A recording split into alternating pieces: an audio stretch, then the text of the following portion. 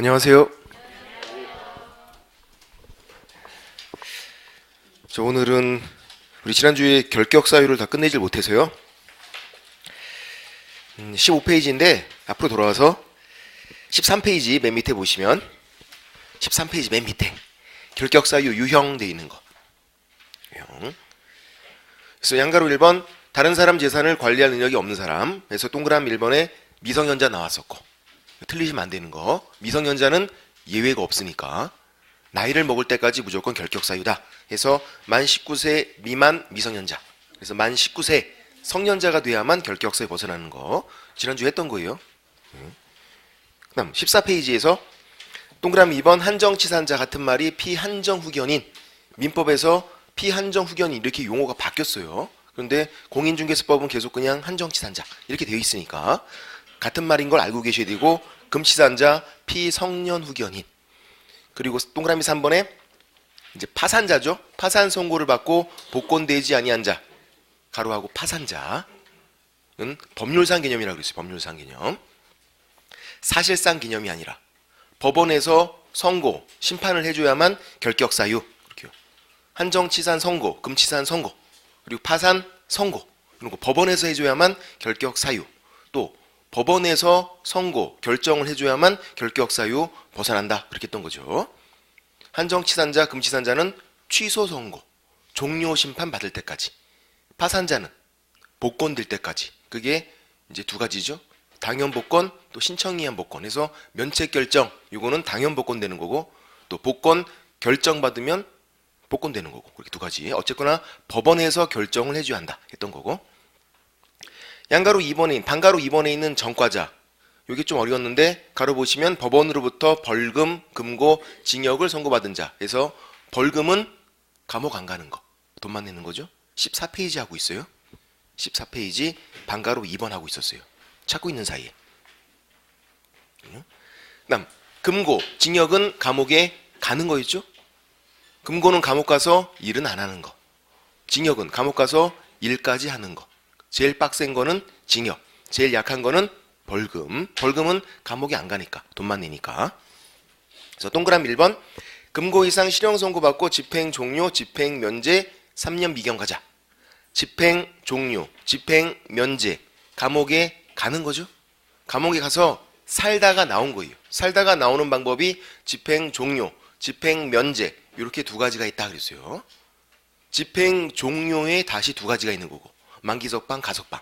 그래서 오해하시면 안 되는 게 감옥에서 살다가 나오는 방법이 만기석방, 가석방 이렇게 있다. 그게 아니라 감옥에서 살다가 나오는 방법은 집행 종료, 집행 면제 이렇게 두 가지가 있는 거예요. 집행 종료에 만기석방, 가석방이 있는 거고, 만기석방 다 살고 나온 거, 가석방 중간에 나온 거. 공통점은 집행 종료일이 똑같은 거. 집행이 완전히 끝난 날짜는. 그래서 가석방은 가석방 플러스 잔영기를 해야만 집행이 종료되고, 그래서 집행 종료니까 다시 3년 더해주고, 가석방 플러스 잔영기 플러스 3년. 그에 비해서 집행 면제 같은 거 특별사면, 얘는 잔영기 면제. 그래서 그냥 3년만 더 하는 거죠. 잔영기는 더하지 않고. 그래서 이제 특별사면과 가석방의 차이점은 잔영기였다. 잔영기를 더해주면 가석방, 잔영기가 면제가 되면 특별사면, 그게 집행면제 같은 거고, 일반사면은 그냥 일반인 되는 거, 즉시 벗어나는 거. 특별사면은 3년 더해주는 거고, 일반사면은 그냥 즉시 벗어나는 거. 일반인이니까 전과자가 아니라. 그렇게 했던 거고. 그 다음 그 표 밑에 동그라미 2번 금고 이상형이 집행유예받고 그 유예기간 중에 있는 자. 표 밑에 동그라미 2번 집행유예 감옥에 안 가는 거. 집행종료, 집행면제는 감옥에 가는 거. 집행유예는 감옥에 안 가는 거. 그래서 집행유예 기간 동안만 결격사유죠. 왜 그러냐면 집행유예 기간 동안은 감옥엔 안 갔어도 선고받은 기록이 남아있으니까.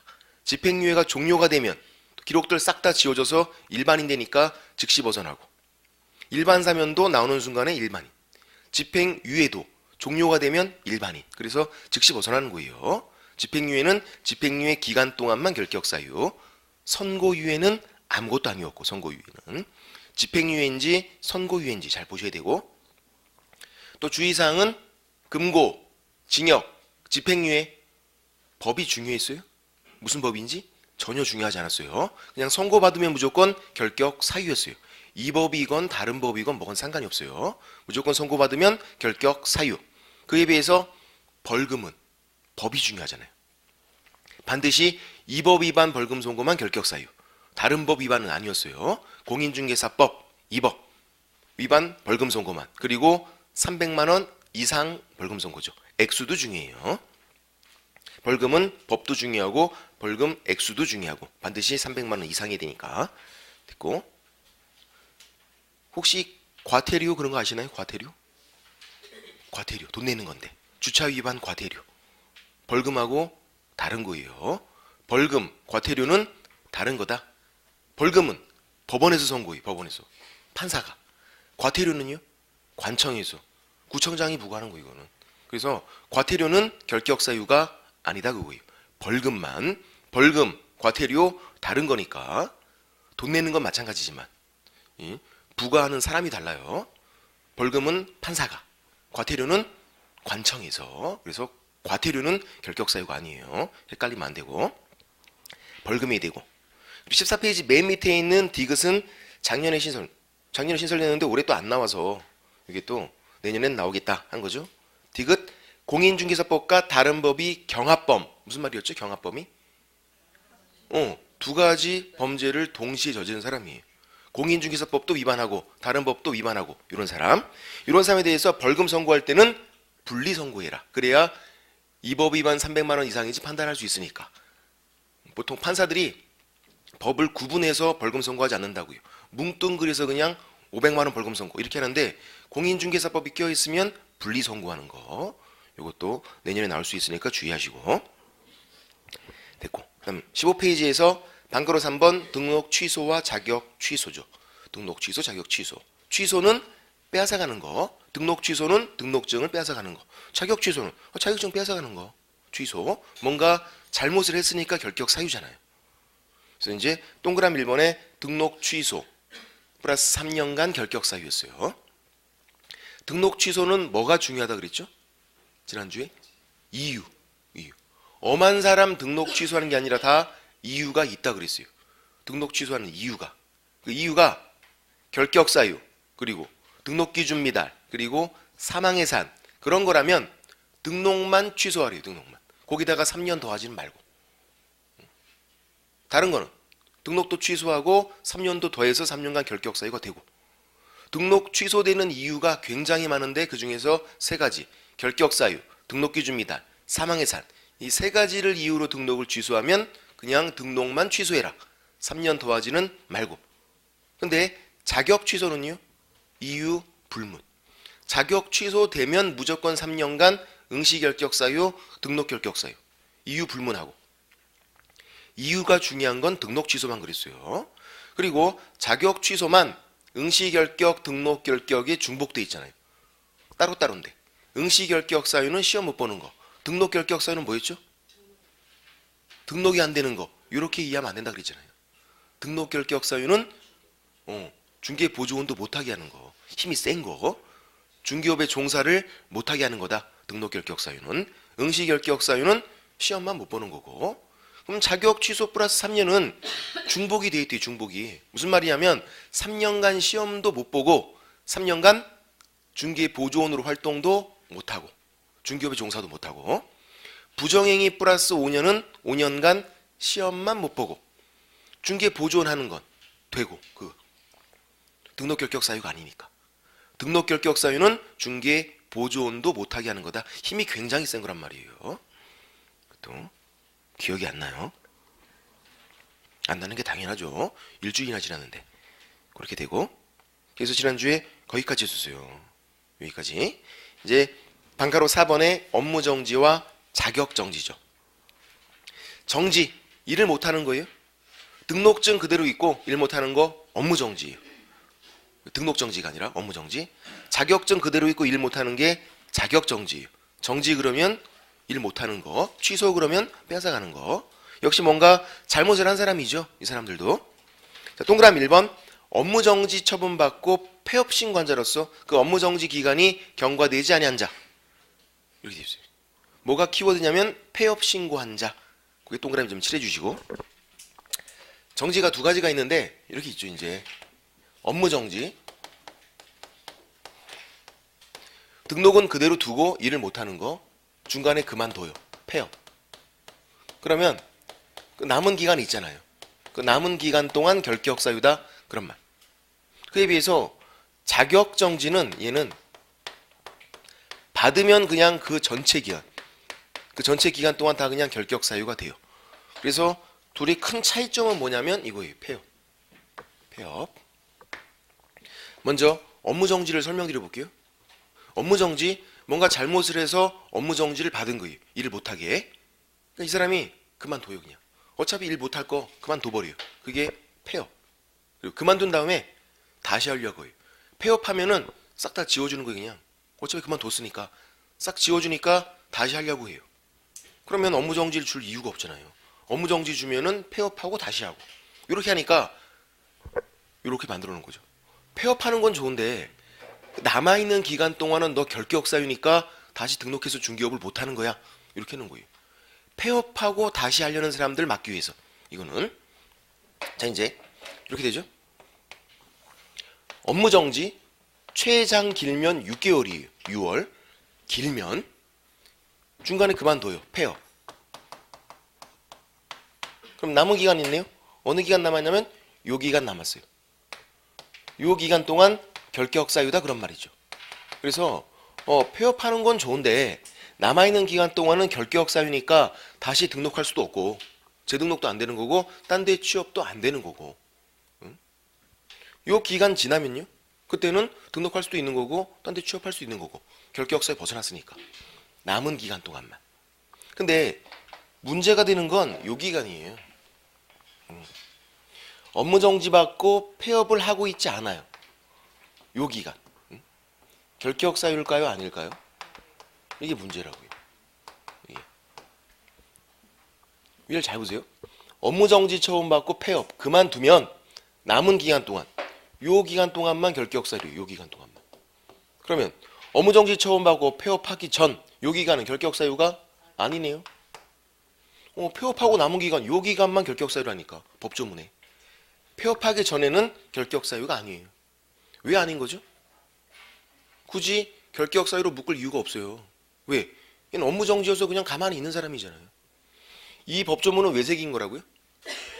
폐업한 다음에 다시 하려고 하니까 자꾸. 폐업한 다음에 가만히 있으면 문제가 없을 텐데 폐업하고 다시 하려고 하니까. 그러니까 결격 사유로 묶은 거예요. 폐업하고 남은 기간 동안만. 이 사람은 폐업을 하고 있지 않아요. 그냥 업무 정지 받고 그냥 가만히 있는 사람이에요. 일 안 하고. 그러니까 결격 사유가 아니라고요. 묶을 이유도 없고. 그러면 결격 사유가 아니니까 일을 할 수도 있다 그런 건가요? 그런 건 아니죠. 결격 사유 아니지만 업무 정지를 받은 사람이잖아요. 업무 정지를 받은 사람. 그래서 그냥 일을 못해요. 가만히 있어야 한다고요. 그래서 효과는 똑같아요. 효과는. 폐업하기 전이면은 업무 정지 받은 사람이어서 일을 못해요. 가만히 있어야 돼요. 폐업하고 남은 기간은요, 결격 사유여서 일을 못해요. 가만히 있어야 돼요. 또. 요 기간 다 지나야만 일할 수 있는 거예요. 예, 그래서 부르는 명칭은 다르지만 효과는 똑같다. 폐업하기 전에는 뭐라고 부르냐면 결격 사유라고 안 불러주고 업무 정지 받은 사람 이렇게 불러줘요. 폐업하고 남은 기간은 결격 사유라고 불러주고 부르고 있는 명칭이다는 것뿐이에요. 효과는 똑같다. 그렇게요. 그에 비해서 자격 정지는요. 얘는 그냥 그 전체 기간 자격 정지 6개월을 받으면 그 6개월 동안 다 그냥 결격 사유예요. 그 사무소를 그만두든 뭐하든 상관이 없어요. 업무 정지는 전체 기간 동안 결격 사유다? 그게 아닌데. 업무 정지는 폐업하면 남은 기간 동안만 결격 사유인데. 자격 정지는 그냥 전체 기간 동안 결격 사유. 두 가지만 질문 드려볼게요. 업무 정지를 받고 업무 정지 기간 중에 있는 자는 결격 사유 당한다. 업무 정지 받고 업무 정지 기간 중이래요. 결격 사유 아니라고요. 왜? 폐업을 안 했잖아요. 폐업. 그럼 또 업무 정지를 받고 폐업을 했대요. 그만뒀대요. 그럼 결격 사유 벗어난다. 그것도 아니죠. 폐업하면 오히려 결격 사유가 된다고요. 남은 기간 동안. 폐업했다고 벗어나는 게 아니라 폐업하면 남은 기간 동안 결격 사유. 자격 정지는 그냥 전체 기간 동안 결격 사유. 그리고 이 둘 사이에는 어떤 차이가 있는 거냐면 업무 정지는 사장님이 받는 거예요. 자격 정지는요 직원이 받는 거고 소속 공인중개사가. 사장님이 받는 게 업무 정지고 그 사무소 직원이 받는 게 자격 정지예요. 그런 차이가 있죠. 받는 사람이 달라요. 이거를 그렇게 되고. 그다음 업무 정지에서 한 가지가 또 있는데 이게 법인 업무 정지예요. 법인이 업무 정지를 받아요. 법인 자체가 사고 쳐서 업무 정지 사유 발생 당시 이게 나쁜 짓을 할 때 그런 말이 있던 임원 또는 사원 이사급이죠. 이사급이 그 기간 동안 결격 사유가 돼요.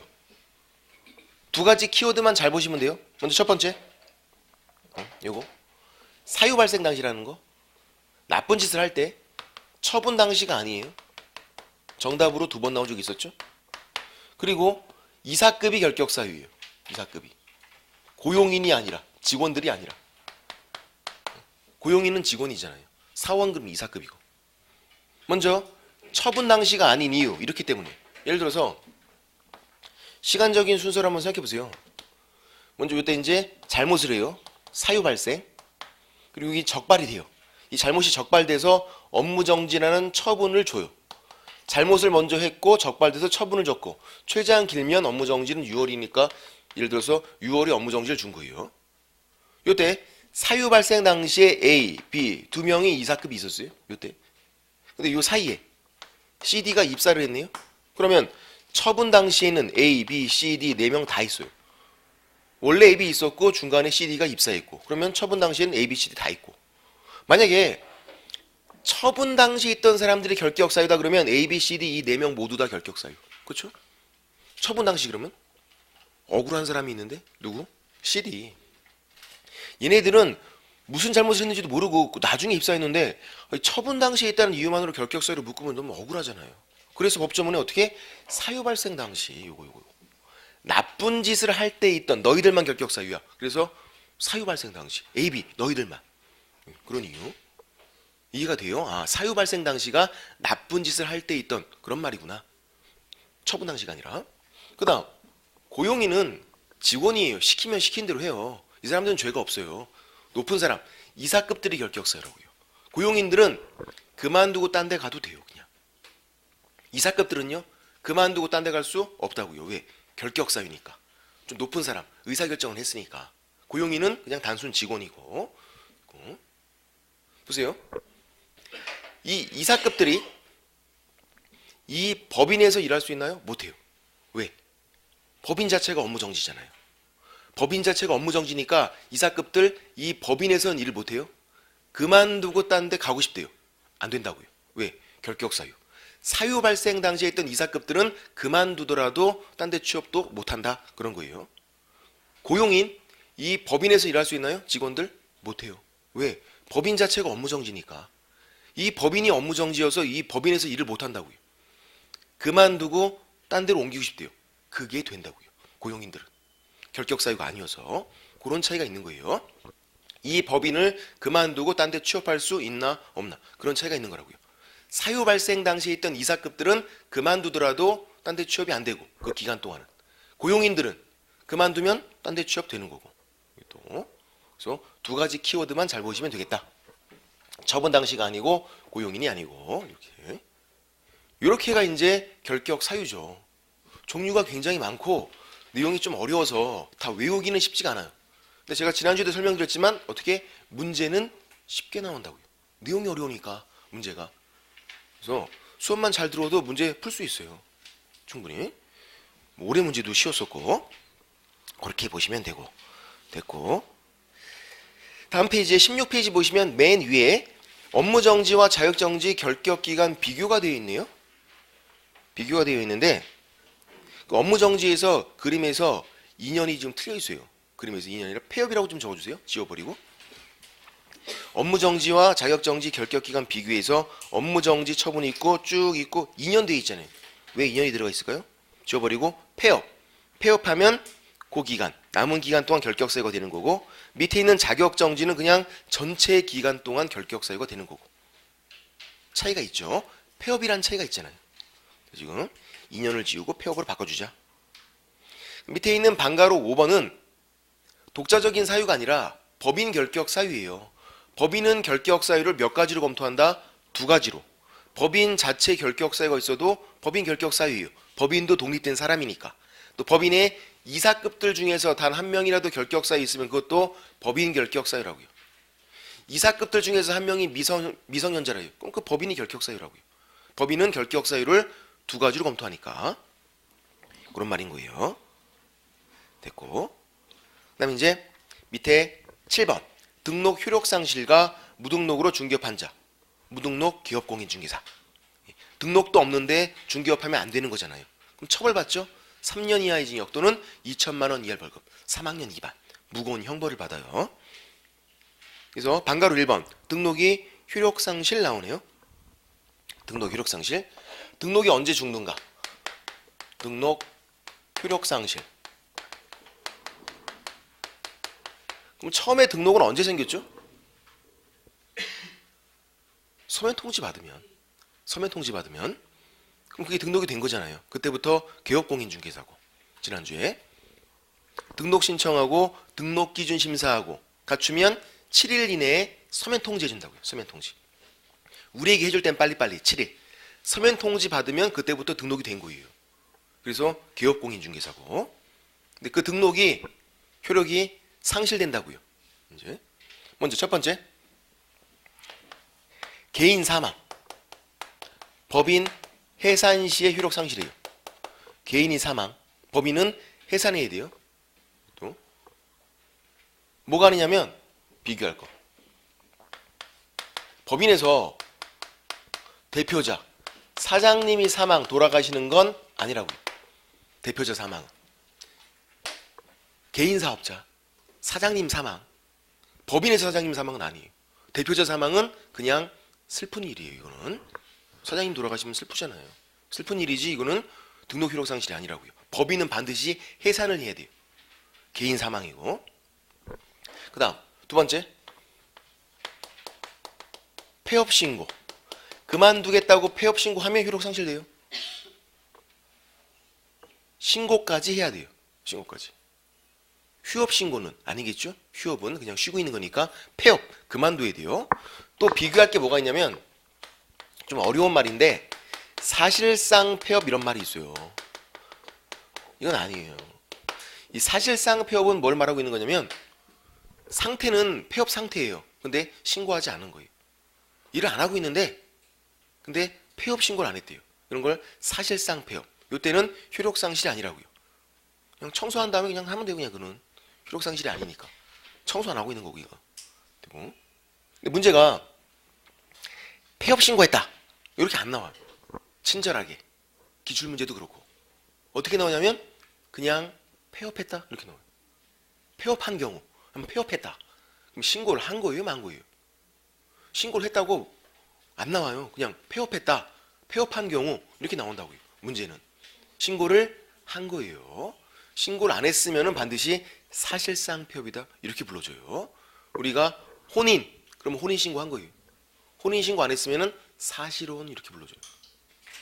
반드시 신고 안 했을 때는 사실자를 붙여주게 돼 있어요. 그냥 폐업했다 하면 폐업 신고한 거예요. 효력 상실이에요. 그다음 세 번째, 등록 취소 처분. 등록을 취소하는 거죠. 빼앗아가는 거. 이 처분을 받으면 그때 효력이 상실돼요. 업무 정지는 아닌데, 업무 정지는 등록은 있는데 일만 못하는 거잖아요.